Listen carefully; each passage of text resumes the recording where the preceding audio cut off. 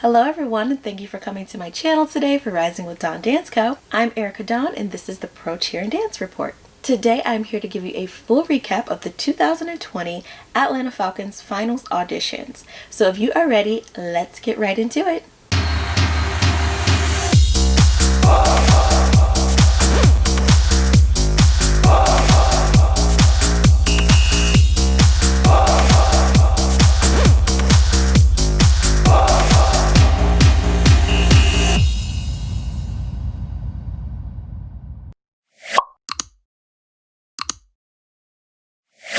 Hello everyone, and thank you so much again for tuning in to the Pro Cheer and Dance Report, a segment that I have here on my YouTube channel for my dance company, Rising with Dawn Dance Co. Today I'm here to give you a full recap of all that you may have missed with the 2020 Atlanta Falcons finals auditions, which streamed live on Facebook and YouTube this past Monday, July 27th. So before I get into everything, first and foremost, I want to say congratulations to the final team for the Atlanta Falcons Cheerleaders. Also, before I get into everything, I want to make sure that you are subscribed to this channel. Make sure you hit the subscribe button and also hit the notification bell so that you can stay up to date on all future videos that I will be posting here. I try to post weekly as it pertains to Pro Cheer and Dance because that is the season in which we are in right now. So if you are someone who is interested in auditioning for a Pro Cheer Dance team, or this is just something that you have a lot of interest in, like me, or if you are a former Pro Cheerleader or dancer and this is just something that you're super passionate about and you'd like to keep up with all teams out there, this channel is for you. You don't want to miss out. I'm giving some really great information, including some things that will definitely help you out on your future audition. Alright, so again, they held their finals auditions live on Facebook and YouTube. Of course, I was tuned in so that I could be able to see how they did things, if they did anything differently than what we've seen in the past from other teams so far in this virtual world that we are living in. And of course, I was pleasantly surprised. They did a wonderful job. It was a great show. About a month ago or so, I did a full recap of the Washington football team's final auditions, which were also streamed live on Facebook. So if you'd like to check that out, you can check it out right here. I will also keep a link in the description below so that you can check out that video. So now I'm here to give you a full recap for Atlanta. You can also see in previous videos that I've done as I've been following these teams and trying to stay updated with their audition process.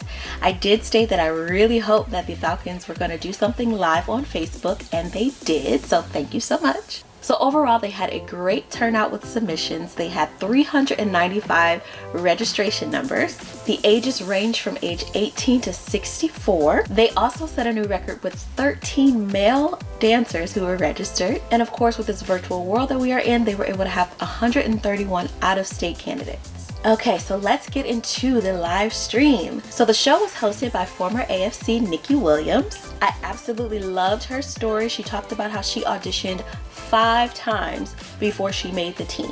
Did you hear me? 5 times she auditioned before she became an AFC. That is a true testament to everything that I have stated. Other alumni or former pros out there that are giving you tips and advice. Never give up. Keep auditioning. Keep trying. It will happen for you. You never know why you didn't make the team that particular year. It always doesn't have anything to do with your dance ability or your skills or your talent. Sometimes it's just not your year, but you keep trying, you keep going for it, and you never stop. You inquire about why. You try to figure out why or how you can be better. It's always great to ask questions so that you know exactly what it is you need to work on and keep working towards that. You'll eventually get there. So again, I thought her story was really amazing and was really good for anyone out there who wants to become a professional cheerleader or dancer, maybe a little frustrated or nervous about whether or not they're going to make it their first try. You may not make it the first time, but I really think that was good to hear to give them that little boost of confidence. And outside of that, she did an amazing job with hosting the show. Great job, Nikki. So the show opened up with an introduction and a brief overview from the Atlanta Falcons Cheerleaders director, Chateau Hendricks, and the Atlanta Falcons Cheerleaders choreographer, Jaqueen Ashford. So both of these women have been with the organization for such a long time. I believe Chateau has been the director for over 20 years. She's at least been a part of the organization for over 20 years, but that is really amazing. I have to say it has been warming my heart. I've been seeing this across the board with some of these teams that I've been following, the camaraderie, the respect that they have for their alumni, as well as their directors who have been with them for such a long time, as well as still paying homage to former directors that have been with the organization in the past. I really love seeing that. And if you are part of an organization that has that type of respect and camaraderie for their people, you are in good hands, and you should be very appreciative for the hands in which you are in, because that does not happen everywhere.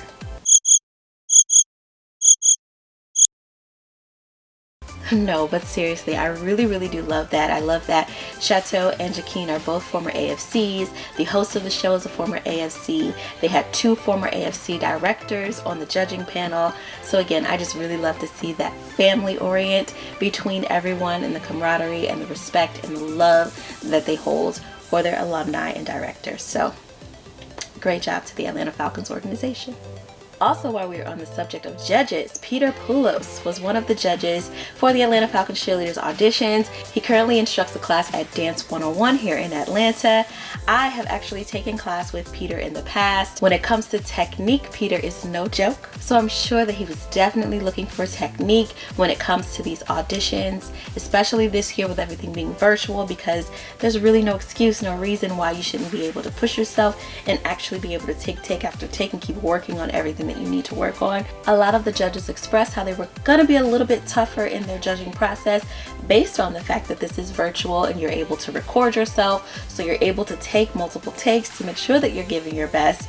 Also, one of the candidates described how she was able to send her video clip to family and friends and kind of get their input on things, which you can't do that for an in-person audition. Nobody is in the room there to let you know how you're doing. You get 1, maybe 2 chances to perform that first choreography in front of the judges. And honey, if you don't get it, you don't get it. So I do think that that is something that the judges, and rightfully so, would be looking for a little more strict than they may in an in-person audition. But on the flip side, it's an advantage to those who are auditioning, because you do have that opportunity to do multiple takes and make sure that you are presenting your best. One good point that was made about whether or not there are certain things that they would be interested in keeping going forward as far as the audition process, when things or if things ever go back to normal. And one thing that a lot of them expressed was the fact that they were able to kind of get to know the candidates ahead of time with their introductions on video, where again, in person, you get your number, you line up, you dance. They don't get to say hello to you and get to know who you are at all. But with this process, they were able to kind of see who it was that they were watching on camera prior to seeing them dance. So that could be an advantage. It could be a disadvantage for some, but I do think that it more so can be a plus on both sides to be able to have that in advance. All right, so let's talk about the candidates. So I loved how we had no idea when watching the audition who was veterans and who were rookies. They did not let us know that. Nikki simply introduced each candidate by number, name, and occupation. With that, it kept us on the viewing side to not be able to make any judgments based on who has already been on the team and who has not. Of course, unless you know someone personally who is on the team and you know whether or not they're a rookie or a veteran. I really like how they did that, and I thought that it was very fair. I loved how in little breaks they took the time to highlight certain dancers. They also took the time to maybe do some short interviews with some candidates to kind of see where their mind was, how they were feeling, if they were nervous, if they were confident about things, what they liked, what they didn't like. I thought that was really good too, because it kind of made them feel as part of the family, even though they had no idea whether or not they were going to make the team or not.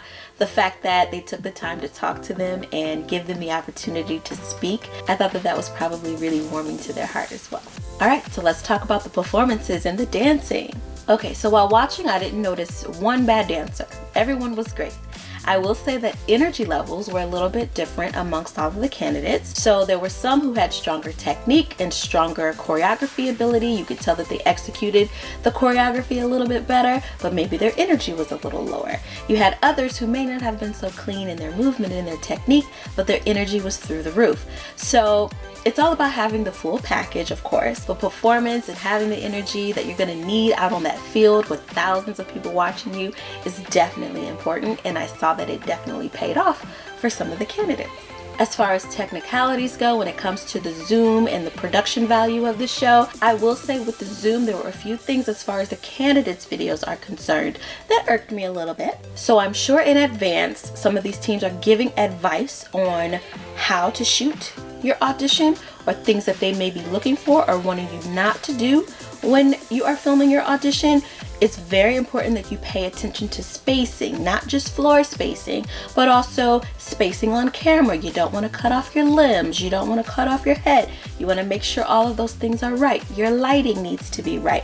Your camera angles. You want to make sure that you're not filming yourself from the back or not filming from the side. We need to be able to see you when you're dancing. We can't really judge your facial expressions and things if your camera is on the side of you while you're dancing. Also, if you're filming with a cell phone, you want to make sure that your cell phone is horizontal so that it fits into the full screen. These are things that I've learned just as far as filming and editing in general. And of course, these are great tips when it comes to you filming a virtual audition. So if you have not already, I have on my channel how to film the best virtual audition. You can also check out that video here, and I will also leave a link in the description below, which I'm giving you 10 tips on making sure that you have the best virtual audition possible, giving you all of the tips as far as lighting, camera angles, all of that good stuff. So make sure you check out that video. All right, and let's talk about when they announced the team. So I loved how Chateau and Jaquine, they Zoom called all of the candidates who made the final team, and we were able to see their reactions. My heart was pumping for them because I have been there when you get that phone call and the director is telling you all these things like, oh, well, you know, we can't take everyone, and unfortunately, you know, if this isn't your year, you know, you can just come back next year, but you don't have to worry about that because you made the team, huh? And then you're like, oh my God, I almost died.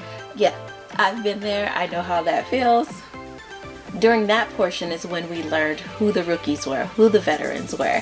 As they were on the screen, Chateau would make an announcement that, hey, we have a rookie here. And they would wave and we'd be able to see, okay, so she's a first year or he's a first year. At the end, they took team photos. So they were posing and doing different poses so that they could capture it, as well as anyone at home who was watching was able to get a screen capture. Of course, the comments section was flooded with so much love and support from family and friends and just Atlanta Falcons fans and viewers at home, and I thought that that was amazing and great for them to be able to maybe go back and see those comments. It was really good. So again, congratulations to everyone who made the final team for the 2020 Atlanta Falcons Cheerleaders. I hope that by watching this video, it inspires you to go and check out the finals audition for yourself. That video is still up on the Atlanta Falcons YouTube channel, and I will also keep a link in the description for you to just go directly there as well. Alright guys, so that's all I have for you today. You know the drill. Make sure that you subscribe, hit the notification bell so that you can see all future videos that I will be posting soon. Also, don't forget to follow on Instagram, on Facebook. Also, if you know any Atlanta Falcons cheerleaders who made this team and you would like to give them a shout out, do so in the comments section below. We want to show them as much love and support from everywhere that we possibly can. So definitely give them a shout out below. Or if you watched the audition for yourself, tell me what you thought about everything. Feel free to comment below and I'll definitely love to keep the conversation going. Alright, thank you all so much again for tuning in. Thank you for watching. Thank you for subscribing. And again, one last time, congratulations to the 2020 Atlanta Falcons Cheerleaders. All right, fans, please be sure to snap photos as we take our first official group shot. Ladies and gentlemen, go ahead and give them some of those new 2020 poses.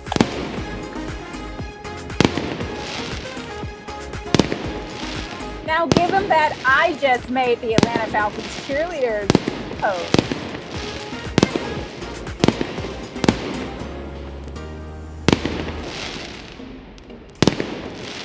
And our final pose before Nikki takes it away.